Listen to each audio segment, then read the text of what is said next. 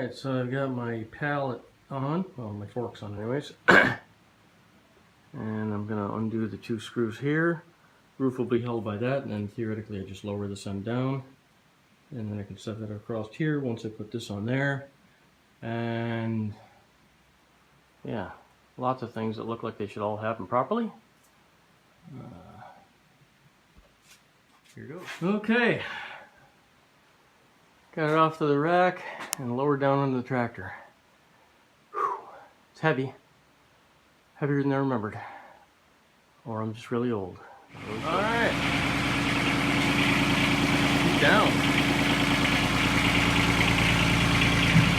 A little bit dusty. Other than that, pretty good. We're doing this crazy, sketchy assembly I've got going on here, but hey, we'll just ignore that for a moment. Okay, so I should be able to get at least the front half of that up and onto the vehicle.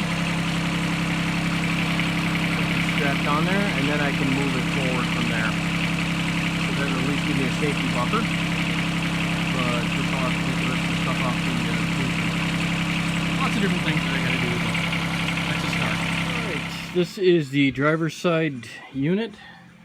You can see some holes are full, some holes are not. Actually, I'll pull back with the camera just so you can see that better. And that is the passenger side. This particular rail splits into two separate pieces.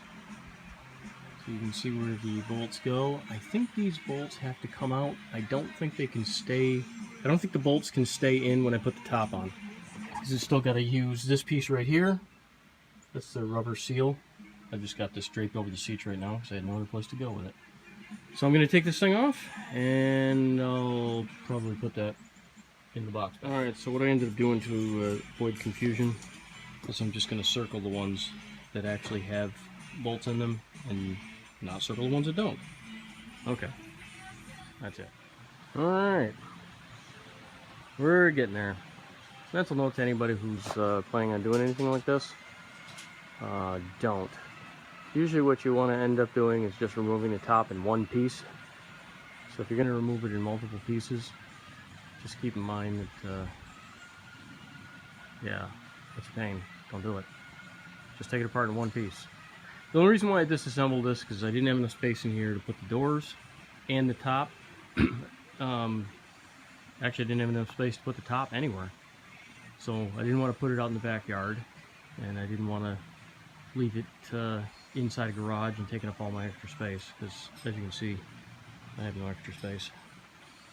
So we did what we did because we had to, but I would not recommend taking the top apart each time because it's very time consuming. Alright, so had this all been in one piece, this probably would have been off in like, or on, actually probably in about maybe 15, 20 minutes. So this really quadruples the amount of time that you gotta spend on this thing. Just thought I'd say that again. Little cutouts in the rubber, and that will go over this on the inside. So I just figured I'd show that off. Don't know why. I figured you might want it. It's in a perfect world. That should line up, sit on the header. Oh, like so. Alright, when putting these brackets in, what you want to do is you want to get your screws, get my fingers on the way, get your screws in there pretty much all the way in and tightened up, and then get your nut on there. You put your nut on first, and then we're going to be able to put these screws in. It seems like a simple thing now when you're looking at it here, but yeah. Also, speaking of simple things,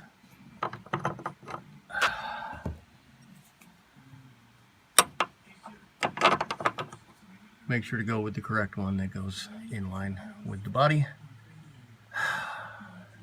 I wouldn't have actually tightened it down. I was just paying attention on the wrong thing.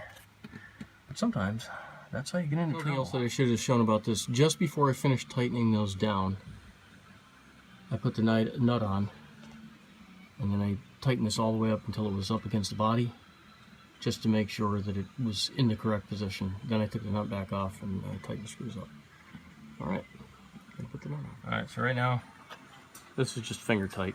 I just want that there. It's like that's all finger tight. These two are screwed down because you're not going to be able to get to those after. Now, on to the other side. And I always finger tighten these things in. The reason behind that is these things get stripped up, whoops, enough as it is. And it's difficult to get them on the proper angle when you're putting these things in. Because you can see how they're, if I look at it from the side, you can see how it's, a lot of people try and put them straight in. I've seen that on so many Land Cruisers where they just completely bodge these things up. So I like to get them at least started by finger. And then after that you can use tools, but yeah, you don't want to get these things clustered. A lot of times people leave these off the hardtop. I like them on there because I just think it fits better. Okay. This side here has a screw in it already. I do not remember that snapping when I took that thing apart. Which is interesting because usually anytime I break something, I try and fix it right then and there. So that's a complete surprise to me. That will need to be easy outed. I don't think I've got any more. That looks okay. How's the other hole? Oh. And that one looks okay. Huh. That's interesting. I did not notice that before. Yeah, here's my other bracket. But yeah. It kind of ticks me off actually. And red NQ. I'm not quite done yet. I don't know if you can see it's not, but it just started raining. Ironic that it just starts raining when I'm almost getting the top on. Okay, inside she goes. Okay, here's a few of the things that are in the box before I cover this stuff. The things up front, those are brackets from the 82. I never got around to actually mounting them in. I could probably use a little bit of cleanup, but they could be bolted, and this stuff will hold all of the jacking mechanisms. So, that's one of the rods. Here's the crank handle. That's a four-way lug wrench. And I'm just going to put this other stuff in here too. This is the half top. Put the aluminum for that in there. This is the winch controller.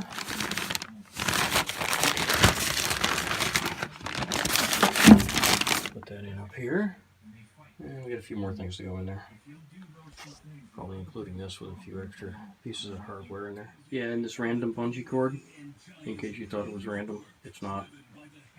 That's what I used to hold the box open, because one of the boxes there, that's a real pain, just holding the lid up and trying to get the stuff inside of there. So I just came up with this funky arrangement. It works, so I don't question it, and neither should you. That's looking a bit better. Got the back window washed off. This was completely covered in dirt. There's actually some more junk, as you can see. Just stuff's washing down from the roof because, well, the roof was pretty dirty.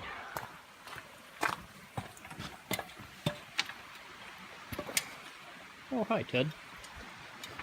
Alright, so this is the part, obviously, they've been cleaning.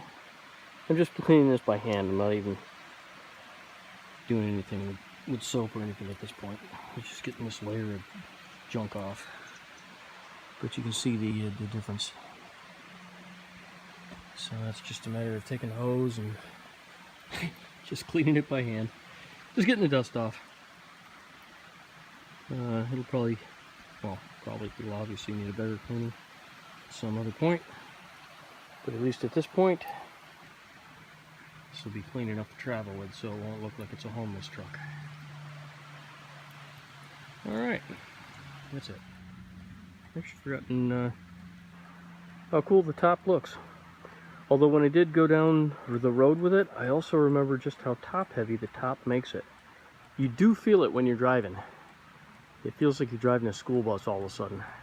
I don't know why it would make that much of a difference, because the sides are metal. Well, the doors are too, so I mean, that's some extra weight that I wasn't thinking about. But the top is all fiberglass. The only other weight besides these metal sides and the glass, is the glass in the back door. And the back door itself is mighty heavy. But yeah, I didn't, I don't know. I don't know why it seems so top heavy. Anyways, that's that.